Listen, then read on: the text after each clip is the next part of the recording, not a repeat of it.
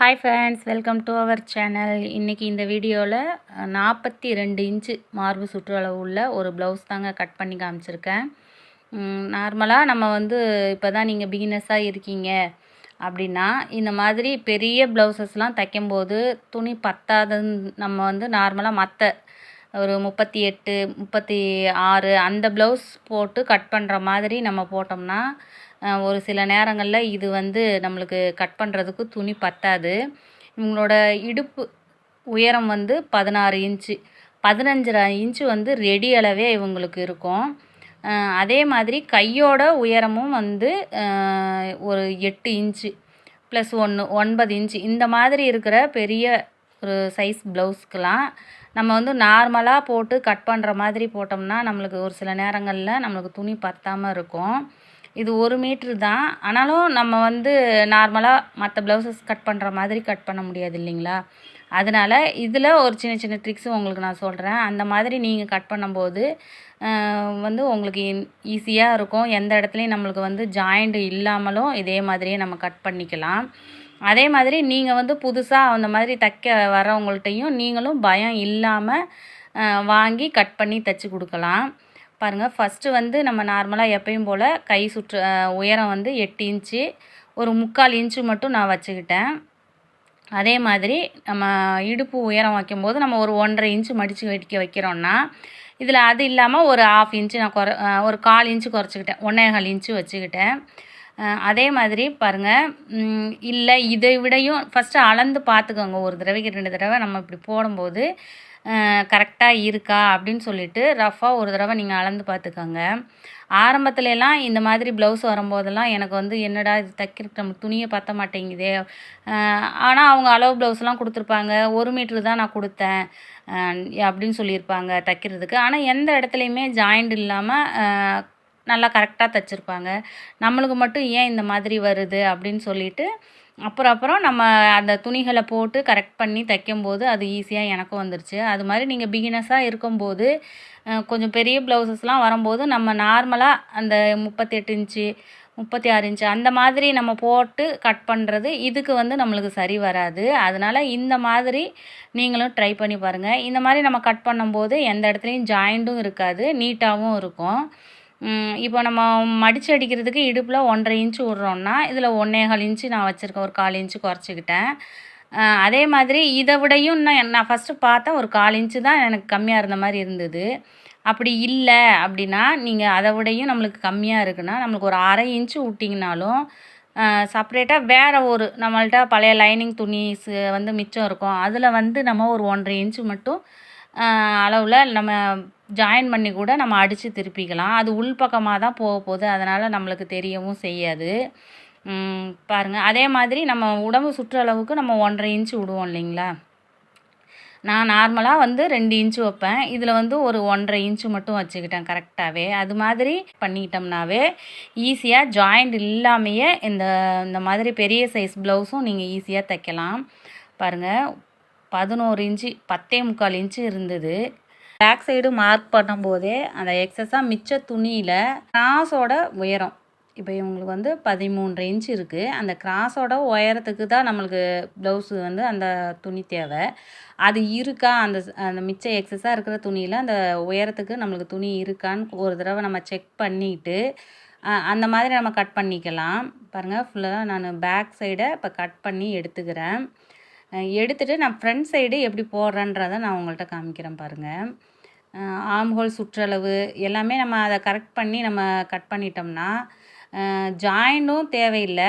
ஆனால் இதுலேயும் நம்மளுக்கு ஒரு சில ப்ளவுசஸில் பூக்கள் கொடுத்துருப்பாங்க, அதை நேராக நம்ம போட்டு கட் பண்ணணும். அதே மாதிரி லைன் மாதிரி கோடுகள் இருக்கிற ப்ளவுசஸில், கலம்காரி ப்ளவுசஸில் அந்த கோடுகளை நம்ம ஸ்ட்ரைட்டாக போட வேண்டியதில் குறுக்க வாட்டமாக போட்டோம்னா அது நல்லா இருக்காது. அதையும் நீங்கள் செக் பண்ணி போட்டுக்கோங்க. பாருங்கள், நான் இப்போ கரெக்டாக இருக்கிற துணியில் போட்டு பார்க்குறேன், எனக்கு கரெக்டாக இருந்தது. இதில் இதே மாதிரி அவங்க 4 ப்ளவுசஸ் கொடுத்துருந்தாங்க. 4ல் 2 சேம் டிசைன், இன்னொன்று லைனு அந்த மாதிரி இருந்தது. அந்தந்த ப்ளவுஸ்லேயும் நான் இதில் எப்படி போட்டு கட் பண்ணியிருக்கேன்ற இதையும் நான் உங்களோட ஷேர் பண்ணியிருக்கேன். ஃபஸ்ட்டு கழுத்து பாகம், ஆம்ஹோல் சைடு இதெல்லாம் மார்க் பண்ணிக்கோங்க. உங்களுக்கு எந்த மாதிரி அந்த சுற்றளவில் அந்த கிராஸ் உயரத்துக்கு எந்த மாதிரி துணி இருக்குதுன்னு பார்த்துட்டு அதுக்கு தகுந்த மாதிரி நம்ம திருப்பி போட்டுக்கலாம். அதை மட்டும் நீங்கள் பார்த்துக்கோங்க. பாருங்கள், 1.5 இன்ச்சு விட்டுருந்ததுனால நான் வந்து அதை விட ஒரு 1/4 இன்ச்சு எக்ஸஸாக வச்சுக்கிட்டேன்.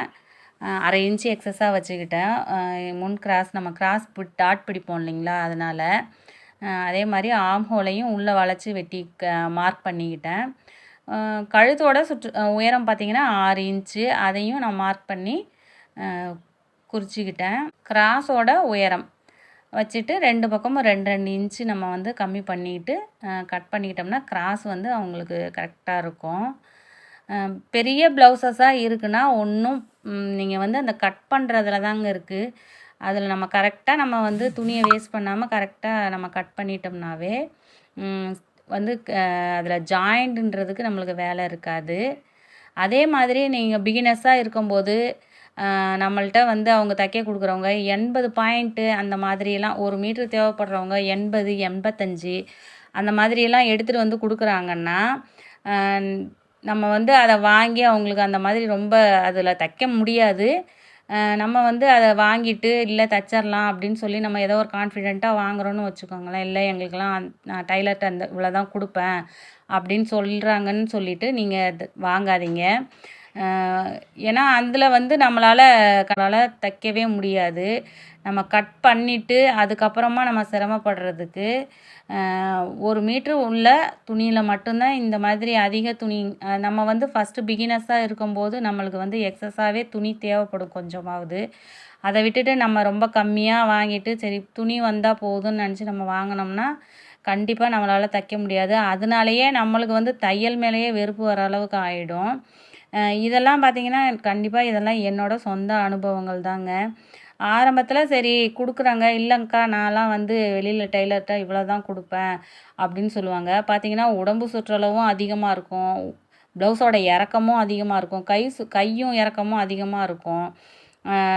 கண்டிப்பாக நம்மளால் தைக்கவே முடியாது. அது மாதிரி வாங்கி நம்ம வந்து அதுக்கு இருக்கிறதுக்கு நம்ம வந்து இல்லைங்க எங்களுக்கு வந்து என்னால் தைக்க முடியாது, ஏதாவது ஒரு காரணங்கள் சொல்லி நம்ம தவிர்க்க பார்க்கலாம். பாருங்கள், ஃபுல்லாக நான் கட் பண்ணி எடுத்துக்கிட்டேன். இதில் பார்த்தீங்கன்னா ஒரு ப்ளவுஸில் மட்டும் எனக்கு கொஞ்சம் இல்லாத மாதிரி இருந்தது. அதே மாதிரி நம்ம கிராஸ் பட்டி வைக்கும்போது உள்ளெல்லாம் வேறு பீஸ் கொடுக்குற மாதிரி தான் இருந்தது.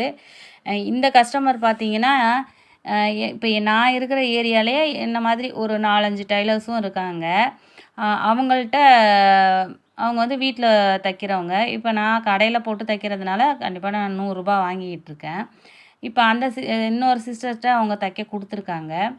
அப்படி கொடுக்கும்போது பார்த்திங்கன்னா அவங்களுக்கு வந்து 80 ரூபான்னு அவங்க தைக்கிறாங்கன்னு சொல்லிட்டு இவங்க கொடுத்துருந்தாங்க.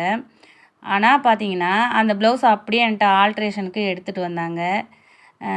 சரியாக இல்லைங்க்கா, ஹைட்டும் கம்மியாயிடுச்சு அப்படின்னு சொல்லிட்டு.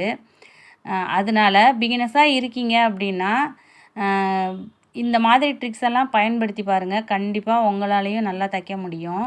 இப்போ இந்த ப்ளவுஸ் பார்த்திங்கன்னா லைன் ப்ளவுஸு.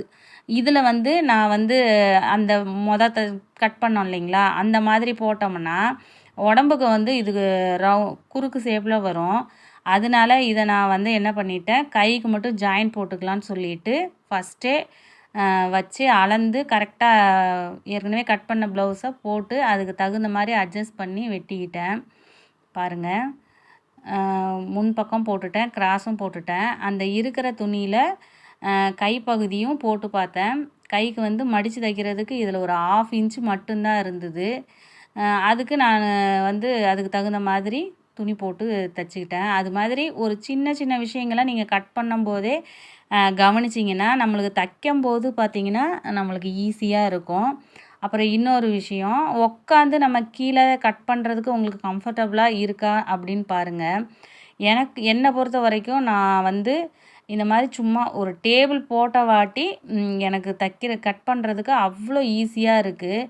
நம்ம கீழே உக்காந்து கட் பண்ணும்போது கண்டிப்பாக பேக் பெயின் இருக்கும். எனக்கு ரொம்பவே இருந்தது. அதுவே நம்ம வந்து இந்த டேபிளில் போட்டு அந்த ஸ்டூலில் உக்காந்து கட் பண்ணலாம், இல்லை நின்றுட்டு கட் பண்ணும்போது எனக்கு கொஞ்சம் இன்னமும் ஈஸியாகவும் இருந்தது. 2வது கான்ஃபிடெண்ட்டாக தையுங்க. கண்டிப்பாக நம்ம மேலே நம்பிக்கை வச்சு தையுங்க. நம்மளால் முடியுமா அப்படின்னு நம்ம டவுட்லேயே இருந்தோம்னா கண்டிப்பாக எதுலேயுமே நம்மளால் சாதிக்க முடியாது. கண்டிப்பாக நம்ம இதில் அதாவது எப்படி அனுபவங்கள் வந்து நம்மளுக்கு தைக்க ஒவ்வொரு விஷயங்கள்லேயும் வரும். இவங்க ப்ளவுஸே நான் ஆரம்பத்துலேருந்து என்கிட்ட கொடுத்துக்கிட்டு இருக்காங்க. ஃபஸ்ட்டு தைச்சதுக்கும் இப்போ தைக்கிறதுக்கும் எனக்கு நம்மளுக்கு ஃபஸ்ட்டு நம்ம உணரணும். எப்படி நம்ம கரெக்டாக எப்படி நம்ம வந்து நம்மளோட ஸ்டிச்சிங்கை வந்து எந்த அளவுக்கு இம்ப்ரூவ் பண்ணியிருக்கோம் அப்படின்றத நம்ம ஃபஸ்ட்டு உணர்ந்து அதை நம்ம இது பண்ணணும்னாவே கண்டிப்பாக உங்களுக்கும் நிறைய ஆர்டர்ஸ் வரும். நீங்களும் நல்ல டெய்லராக சீக்கிரமாக ஆகலாம். பாருங்கள், எந்த இடத்துலையுமே துணி வேஸ்ட் ஆகாமல், அதே நேரம் இந்த இதில் எனக்கு ஜாயிண்ட்டும் இல்லாமல் அழகாக நான் ஃபினிஷிங் பண்ணி கொடுத்தேன். அதே மாதிரி இந்த மாதிரி கோடுகள் வரும்போது, இல்லை பூக்கள் வரும்போது, இல்லை உருவங்கள் வரும்போது, அந்த மாதிரி ப்ளவுசஸ்லாம் நம்ம கட் பண்ணும்போதே நம்ம கொஞ்சம் கவனமாக அந்த உருவங்கள்லாம் நம்மளுக்கு கரெக்டாக நேராக வருதா என்னன்னு பார்த்து நம்ம வச்சு கட் பண்ணோம்னாவே அந்த சின்ன சின்ன தவறுகள் கூட இல்லாமல் நம்ம தைக்க முடியுங்க. எப்பயுமே நம்ம ஒரு செயலை செய்யும்போது கான்ஃபிடெண்ட்டாக செய்யும்போது கண்டிப்பாக நம்மளுக்கு வந்து அடுத்த லெவலுக்கு நம்மளை அதை எடுத்துகிட்டு போகும். பாருங்கள், இப்போ வந்து நான் நேர் வாக்கிலே போட்டு முன்பக்கம் பேக் சைடு ரெண்டுமே நான் கட் பண்ணி எடுத்துக்கிட்டேன். இதில் நான் இப்போ 3வது ப்ளவுஸ் பார்த்தீங்கன்னா அந்த டைமண்ட் மாதிரி இருக்கும் இல்லைங்களா, அந்த டிசைன் இருந்தது. பாருங்கள், எந்த இடத்துலையும் நம்ம வந்து கொஞ்சம் கவனமாக வச்சு நம்ம அந்த துணிகளை போட்டு கட் பண்ணும்போதே கண்டிப்பாக இந்த ப்ளவுசஸில் வந்து ஜாயிண்ட் இல்லாமையும் நீங்கள் தைக்க முடியும். ட்ரை பண்ணி பாருங்கள். அதே மாதிரி என்னோடய வீடியோ ஃபஸ்ட் டைம் இப்போ தான் பார்க்குறீங்க அப்படின்னா, வீடியோ பிடிச்சிருந்தது, உங்களுக்கு பயனுள்ளதாக இருந்ததுன்னா சப்ஸ்கிரைப் பண்ணுங்கள். உங்கள்கிட்ட பேசிகிட்டே இப்போ நான் 4 ப்ளவுஸுமே கட் பண்ணிட்டேன். இது பார்த்திங்கன்னா 4 ப்ளவுஸஸ்க்குமே வந்து பட்டி பீஸு, அதுக்கப்புறம் கொக்கி பீசஸ்ஸு, கழுத்து பீஸு எல்லாமே நான் ஒவ்வொன்றா போட்டு கட் பண்ணி எடுத்துக்கிட்டேன். இதில் பார்த்திங்கன்னா உள்பக்கம் மட்டும் நம்ம வந்து வேறு துணி செப்பரேட்டாக கொடுத்து ஜாயின் பண்ணுற மாதிரி இருந்தது. ஒரே ஒரு ப்ளவுஸ்க்கு மட்டும் கை ஜாயின் பண்ணி தைக்கிற மாதிரி இருந்தது. மற்றதெல்லாம் ஓரளவுக்கு நான் போட்டு கட் பண்ணதுலேயே கரெக்டாக இருந்தது. இந்த மெத்தடில் நீங்களும் கட் பண்ணி பாருங்கள். எவ்வளோ பெரிய ப்ளவுஸாக இருந்தாலும் அசால்ட்டாக நம்ம வந்து கண்டிப்பாக ஜாயிண்ட்டும் இல்லாமல் உங்களாலேயும் தைக்க முடியும். நம்ம வந்து அந்த ப்ளவுசஸ் வந்து துணியை போட்டு ஃபஸ்ட்டே நீங்கள் வந்து கட் பண்ணுறதுக்கு முன்னாடியே ஒரு தடவை செக் பண்ணிக்கிட்டிங்கனாவே ஈஸியாக நீங்களும் கண்டிப்பாக கட் பண்ண முடியும். இப்போ பார்த்திங்கன்னா இந்த 4 ப்ளவுசஸ்க்குமே நான் வந்து கழுத்து பீஸு அப்புறம் எல்லாத்தையுமே கட் பண்ணி எடுத்துக்கிட்டு அதற்குரிய நூலும் எடுத்து வச்சுக்கிட்டு நான் தைக்க உக்காந்துட்டேன். வீடியோ பிடிச்சிருந்ததுன்னா லைக் பண்ணுங்கள், சப்ஸ்கிரைப் பண்ணுங்கள். அடுத்த வீடியோவில் பார்க்கலாம். டாடா, பாய்.